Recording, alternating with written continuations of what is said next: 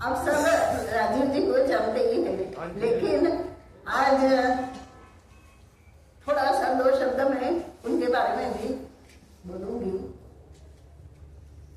हम पवनार आश्रम में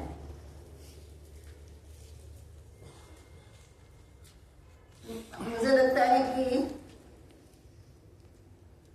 86 या 87 में एक लड़का पतला सा साइकिल लेके सेवाग्राम से आया और उसने कहा कि मैं सेवाग्राम, हम लोग इलाहाबाद से मैं आया हूँ और कुछ उस समय आज़ादी बचाओ आंदोलन वहाँ इलाहाबाद में शुरू था, तो वहाँ से मैं आया और मैं गांधी के बारे में कुछ जानना चाहता हूँ, इसलिए सेवाग्राम में कुछ समय रहूँगा।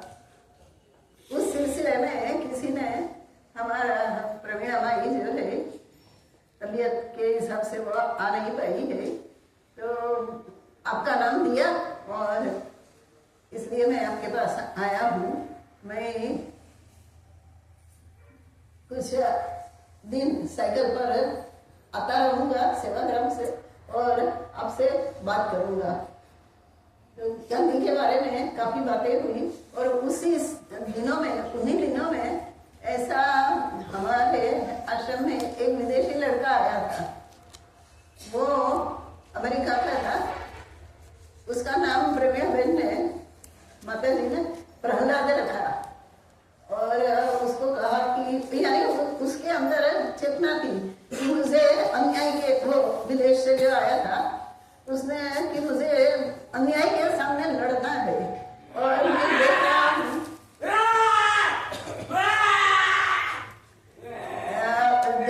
कि हमारे देशों में बहुत सारी ऐसी व्यवस्थाएं बन रही है कि जिस व्यवस्था में उसको थोड़ा सा मार कि जिसके विरुद्ध में मुझे कुछ आपसे बात करना है, तो वो प्रहलाद नाम का लड़का, यानी उसका नाम फिर प्रहलाद रख दिया कि भाई तुम अन्याय के सामने लड़ना चाहते हो। ये इतनी बड़ी राज प्रहलाद ने सबसे पहली क्रांति की कि अब अपने पिताजी के ही सामने कि ये राज्य सत्ता आप जिसमें ईश्वर को नहीं मानते, जिस तरह की आप व्यवस्था पूरी समाज के अंदर चाहते हैं, मुझे मंजूर नहीं है, प्रहलाद ने सबसे पहले कहा और अपने पिताजी के सामने ही उसने बंड किया, इसलिए उसका नाम प्रहलाद रखा।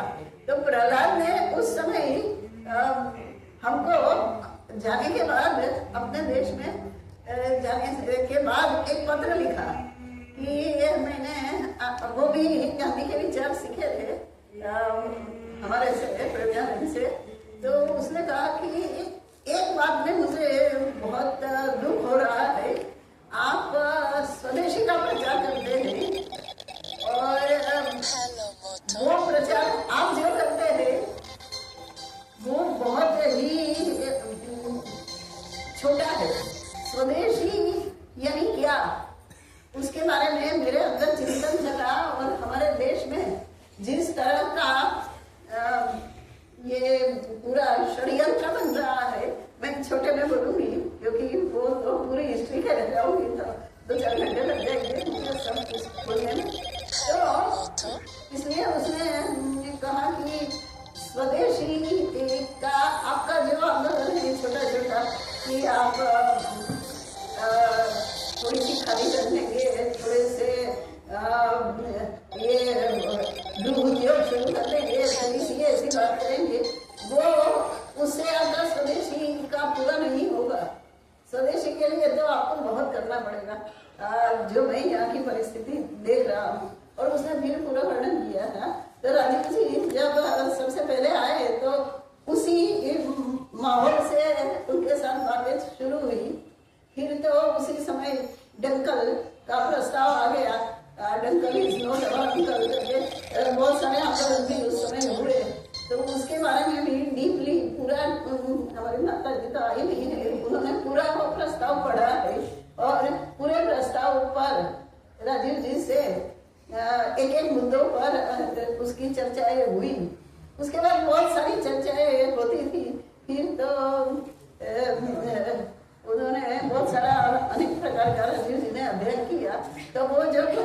अध्ययन करते थे, आके हमारे पास बोलते थे, और माता जी ने कुछ विशेष अध्ययन किया तो माता जी उनके साथ बात करती थी। इस तरह से राजीव भाई का परिचय हमारे साथ हो गया। बहुत सारी कहानी इसके बाद चली। अंतिम दिनों में इसी परिसर में एक शिविर चल रही थी, और वो शिविर के अंदर राजीव भाई मिलने के लिए आए कि मैं जा रहा हूँ। वो अपनी हमेशा जो कुछ बातें होती थी, प्रगति होती थी, वो सब बताते थे। तो उन्होंने बताया कि मैं अभी जा रहा हूँ, और मैं रोज टीवी पर मेरी चैनल में, रामजी बाबा की चैनल में मैं रोज बोलने वाला हूँ वगैरह। उसके साथ हमारा वो अंतिम मिलन था। माता जी ने उसको बहुत समझाया अलग तरह से कि भाई ऐसा करना चाहिए, ऐसा करना चाहिए। लेकिन आखिर में रात को 1 बजे फोन आया कि राजीव जी चले गए। बहुत ही दुख हुआ उस समय, और हमको लगा कि ईश्वर ने ऐसे अच्छे आदमी को क्यों ऐसा कर दिया। लेकिन फिर जब उनकी कैसेट से बहुत सारे युवा आकर्षित होने लगे तो हमको कुछ सुकून मिला कि चलो, जैसे अभी पढ़ा गया कि गांधी जी भी ऐसा ही कहते थे, आपको लगता है कि मैं मरने वाला हूँ, मैं मरने वाला नहीं हूँ, मेरा स्पीड पूरा घूमता रहेगा। तो उसी तरह से आज अभी जो संकल्प आप लोगों ने पढ़ा, उसमें वही था कि मैं मुझे मृत घोषित मत करो, मैं मरा नहीं हूँ। तो जो इस तरह की जिसकी चिंगारी है जिसके दिल में, वो ऐसी चिंगारी वाले लोग कभी मरते नहीं है। उल्टा स्थूल देह से वो चले जाते हैं, लेकिन अपनी सूक्ष्म शक्तियों को वो और पावर से बिखेरते रहते हैं, क्योंकि स्थूल देह की भी एक मर्यादा होती है। लेकिन जब वो आत्मा देह को छोड़ देती है तो उस समय वो पूरे विश्व में और पूरे ब्रह्मांड में उसकी स्पिरिट छा जाती है।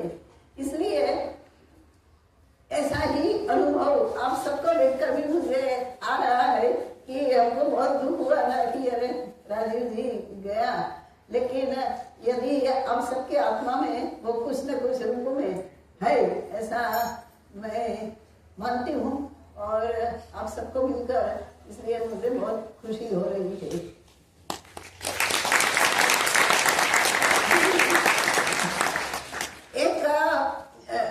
ये राष्ट्र देवता के नाम से एक संकल्प है।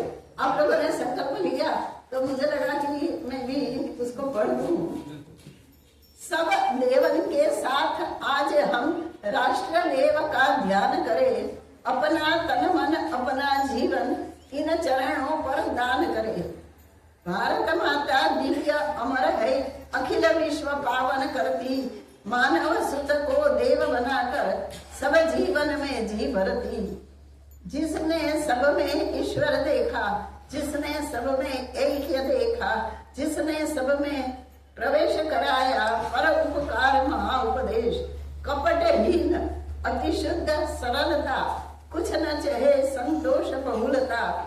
सत्पूजा अहिंसक आचार, नित्य लक्ष्य प्रभु साक्षात। यह है जीवन चरित मात का, भारत मात का। यह है शील देश भारत का। इस पाने को उज्जवल रखने नौजवान संकल्पित अपने। यानी हम सबको इसके लिए संकल्प करना है कि ये भारत माता है जो शील और संतोष से अपने देश में और दुनिया में अपना नाम बनाया है। भारत की सबसे बड़ी विशेषता क्या है?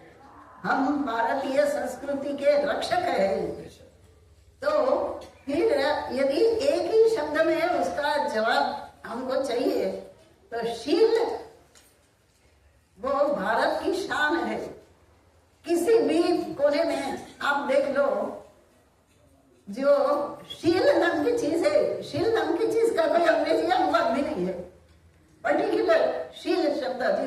कहते हैं, वो उसका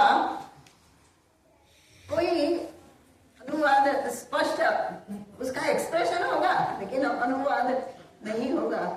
तो वो भारत की शान है। और दूसरा शब्द है संतोष। भारतीय संस्कृति या हम जिस ग्राम राज्य की स्थापना करना चाहते हैं, ग्राम स्वराज्य की, वो कब होगा? जब संतोष नाम की चीज अपने अंदर होगी।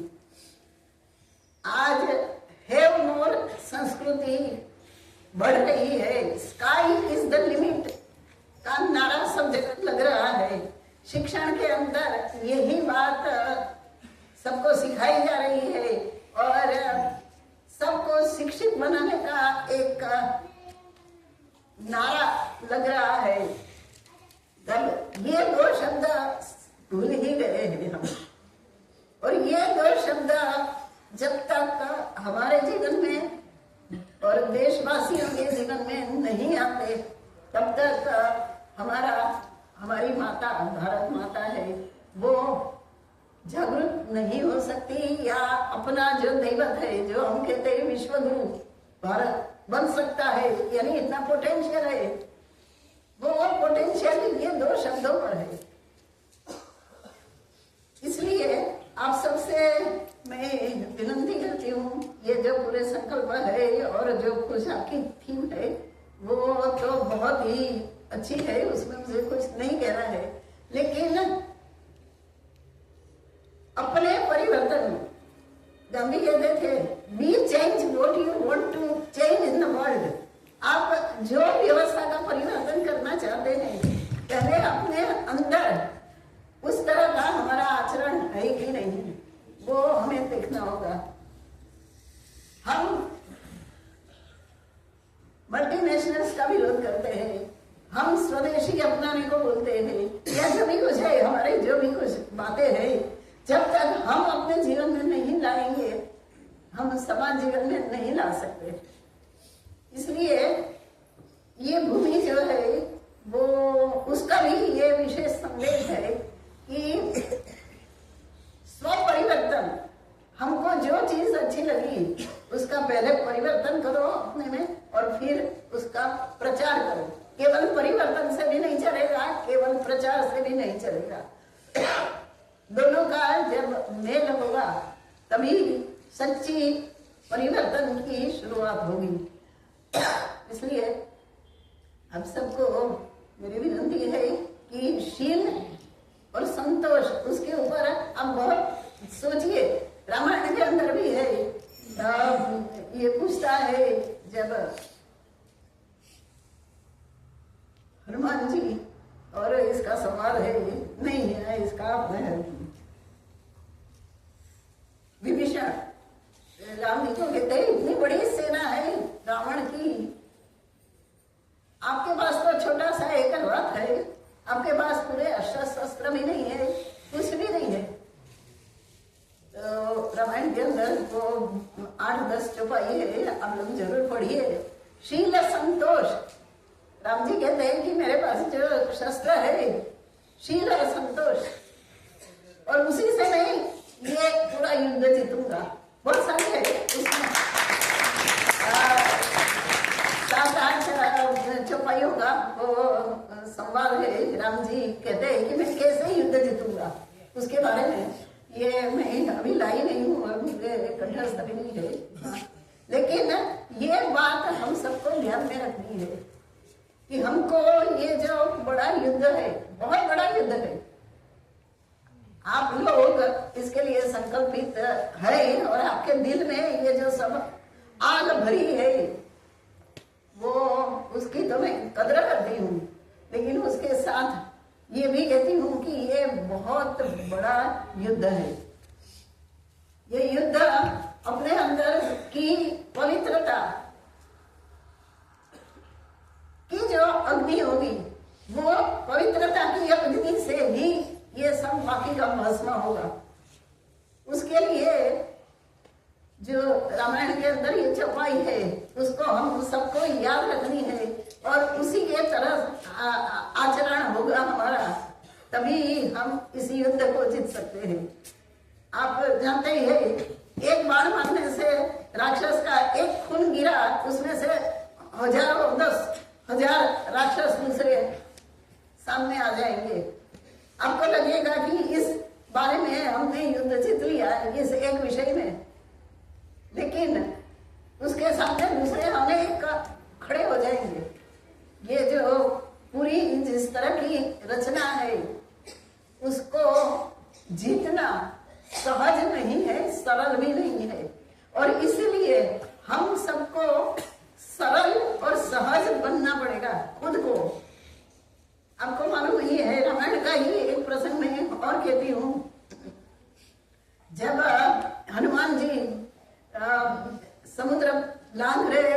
तब सुरसा नाम की राक्षसी आई। हनुमान जी ने अपना बड़ा किया मुंह, ऐसा खोला उसने, हनुमान जी ने बहुत बड़ा किया मुंह, और तो सुरसा ने अपना मुंह और बड़ा किया, कितने जोजन तक उसने अपना मुंह फैला दिया। हनुमान जी को ध्यान में आया कि ये इससे तो नहीं होगा काम, तो उसने एकदम सूक्ष्म रूप ले लिया, उसके मुंह के अंदर घुस गए और बाहर निकल गए। अब सबको मालूम ही है ये कहानी, ये बात कहानी तो नहीं कहनी चाहिए। ये हमारी सबकी पॉलिसी होगी कि हमको अति सूक्ष्म तरह से ये काम करना होगा। इतनी महाप्रचंड ताकतों के सामने जो आप सबने हिम्मत दिखाई है, बहुत बड़ी बात है, लेकिन उसके लिए अपने को कैसे सरल और कैसे पवित्र बनाए, हम शील और संशय को अपने जीवन में और समाज के जीवन में कैसे लाए, वो काम से ही ये काम होगा। बाकी बहुत सारी चीजें हैं, मैं ये 2-3 चीजों को का जिक्र किया। जैसे मैंने रामायण की बात की, मैं गीता जी की भी बात करूंगी। बहुत सारा 18 ये अर्जुन के सामने 11 अक्षौहिणी सैन्य था और बहुत बड़े बड़े योद्धा थे, लेकिन कृष्ण ने अर्जुन को कहा, जब तुम ईश्वर की शरणागति के और उसके एक औजार बन के काम नहीं करोगे, ऐसा करके उन्होंने जो पूरा विश्व रूप दिखाया है और ये किया है, और आखिर में अर्जुन कहता है कि मैं करिष्ये वचनम तव, तुम्हारे वचन को मैं करूंगा।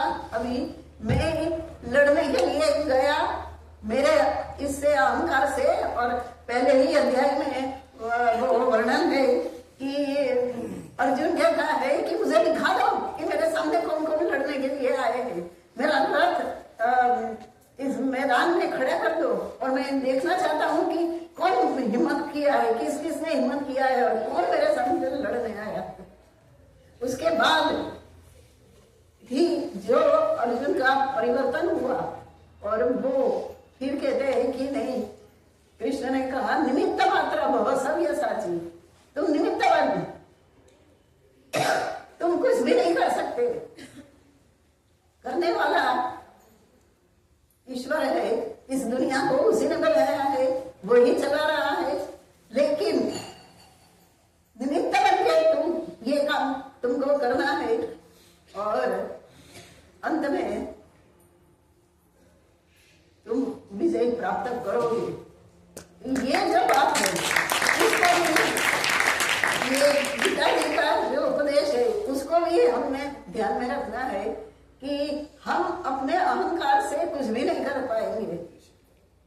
इसके लिए हमको जो दिव्य चेतनाएं हैं, वो दिव्य चेतनाओं का आश्रय लेना पड़ेगा। अपने अंतरात्मा, गांधी जी कहते थे इनर वॉइस, मेरा अंदर का जो आवाज है उसको मैं सुन के ही हर काम करूंगा, और वो अंदर के आवाज को सुना तभी काम होगा। हम अन्याय का विरोध करेंगे, हम ये जो है गलत उसको बदल देंगे, ऐसा करेंगे वैसा करेंगे, हम ये कर देंगे, हम ये कर देंगे, तो ये कुछ होने वाला नहीं है। इसलिए ये जो हमारे जो ऐसे ग्रंथ है, गीता है, महाभारत है, रामायण है, उसका भी हम सबको कुछ न कुछ अध्ययन करके उसके अंदर हमारे लिए क्या सिखाना है। अभी एक भाई आए थे, तो हमने कहा हम तो गीता जी के माध्यम से स्व परिवर्तन और समाज परिवर्तन की बात कहते हैं, युवाओं को सिखाते हैं। तो वो कहते हैं कि मैं भी तो गीता को मानता हूँ, मैं भी तो कृष्ण का फॉलोअर हूँ, और मैं इसीलिए अन्याय के सामने लड़ना चाहता हूँ, हिंसा करना चाहता हूँ। भाई थोड़ा तुम्हारी अंडरस्टैंडिंग कुछ गलत हो रही है। गीता हिंसा नहीं सिखाती है। गीता हिंसा से कितना बुरा परिणाम आया और हिंसा करने से क्या होगा वो पूरा गीता में समझाया है। हिंसा छोड़ दो और कृष्ण बनने की बदले कृष्ण का फॉलोअर बनो। हाँ, हर एक के अंदर भगवान का अंश है, वो ईश्वरीय अंश को अपने अंदर हमको प्रकट करना है और सामने वाले के अंदर भी वो ईश्वरीय अंश है, उसको हमको देखना है। जरूर वो साधना के द्वारा करना है।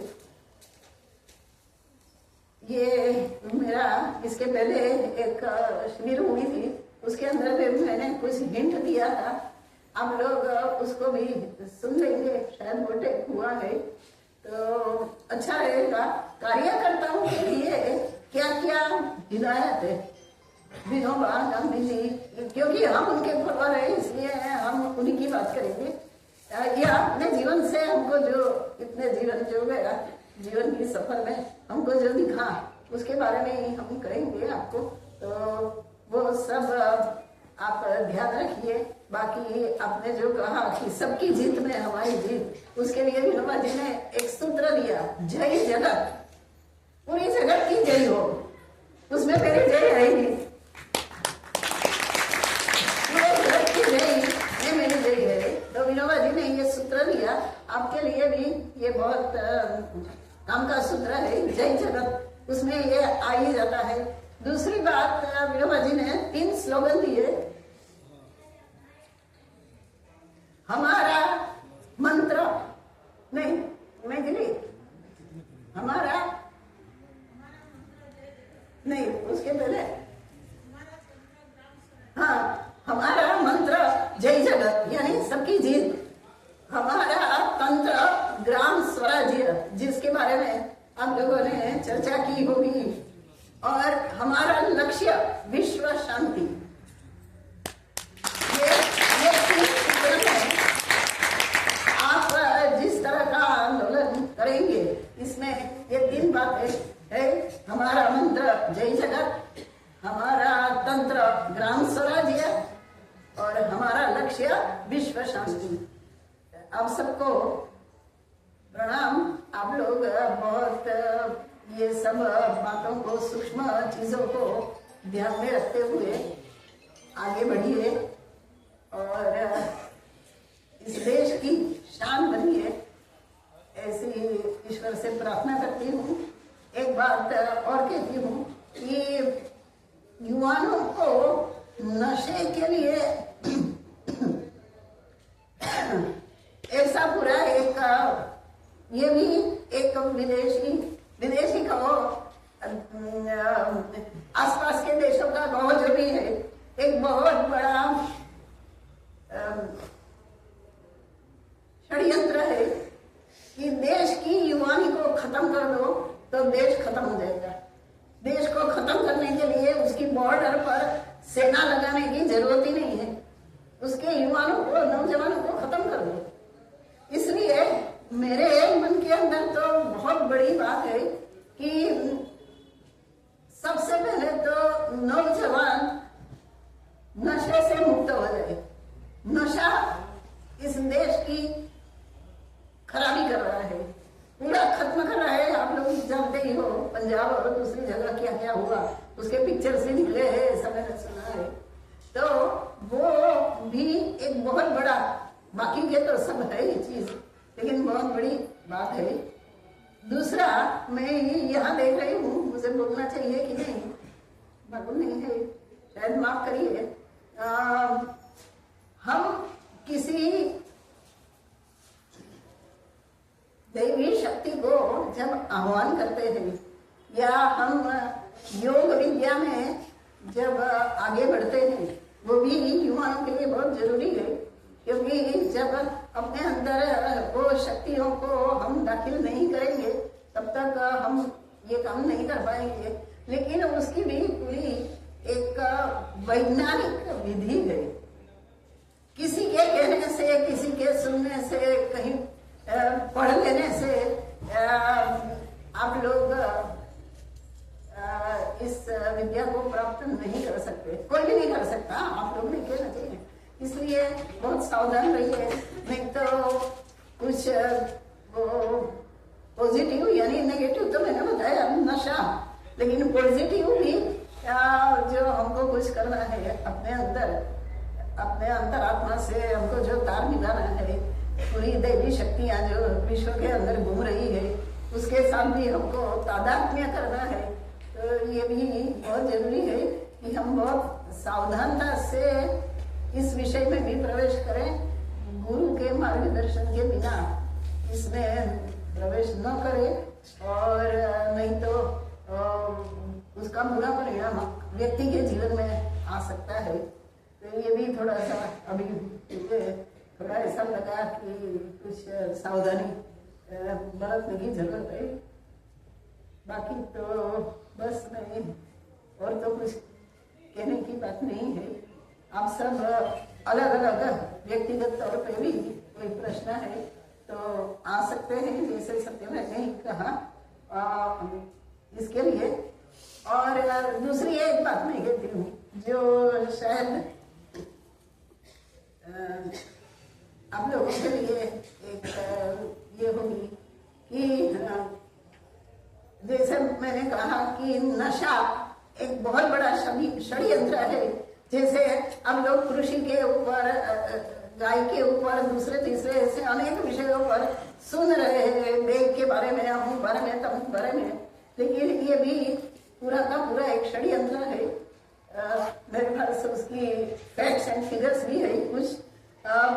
ऐसा ही दूसरी एक बात ये है कि बैंक लोन देकर मनुष्य को निर्वीर्य बना रही है, जैसे सरकार अनाज देकर मनुष्य को निर्वीर्य बना रहे हैं। 2 पैसे में, 2 रुपये में, मुफ्त में सब जो दे रहे हैं ना, वो बहुत खतरनाक है। उसके बारे में भी समाज को जागरूक करना चाहिए। बहुत कठिन है, क्योंकि वो कहेगा मुझे मुफ्त में मिल रहा है, तुम्हारा क्या जाता है, स्वाभाविक है। तो वो भी इतना ही मुफ्त का कोई भी चीज लेना, वो भी इसलिए मैंने कहा शील और संतोष, वो भी इतना ही खतरनाक है। और दूसरा लोन, छोटी चीजों से लेके बड़ी चीजों तक लोन कभी मत लो, किसी की भी मत लो, चाहे वो साहूकार है, चाहे आपके मित्र हो। बिना बाजी ने तो कहा था बिना उधारी ही उद्धार है। आप यदि उधारी करने जाओगे किसी के भी पास तो आपका उद्धार नहीं होगा, आपका आत्मसम्मान खत्म हो जाएगा। इसलिए ये बात भी मैं आप सबको कहना चाहती हूँ कि लोन के चक्कर में मत पड़ो। लोन लेना ही नहीं, कम काम करो, छोटा। इसलिए संतोष, ये सब देखो, 2 शब्द में आपको पूरा समझ में आएगा यदि आप चिंतन करोगे। तो संतोष, एक रोटी मिली कोई बात नहीं, गाड़ी नहीं मिली, साइकिल है, बस है, कहीं से भी हम जाएंगे। घर नहीं है, कोई बात नहीं, भाड़े के घर से रहेंगे, झोपड़ी में रहेंगे, कुछ भी, खेत के अंदर केमिकल्स लाएंगे, फर्टिलाइजर लाएंगे, अमुक लाएंगे, तमुक लाएंगे। सरकार तो बैंक और सरकार तो खुली है, लोन लो और आपको बर्बाद करेंगे, आपको आत्महत्या के रास्ते पर ले जाएंगे। इसलिए मेहरबानी करके लोन के चक्कर में से निकल जाओ, उसको करो ही मत। फिर लोन करने के लिए हम ऐसा रास्ता लेंगे, वैसा रास्ता लेंगे, उसमें पड़ रहे हैं। कम में, हमारे यहाँ तो कहावत ही है, जितनी चादर है उतना ही पैर पसारिए। तो ये जो है ना, वो संतोष का है। इसलिए ये 2 शब्दों पर आप चिंतन करिए और अपने जीवन को और समाज जीवन को आगे बढ़ाए। धन्यवाद। बहुत बहुत धन्यवाद। एक बार पुनः जोरदार तालियों के साथ लय में।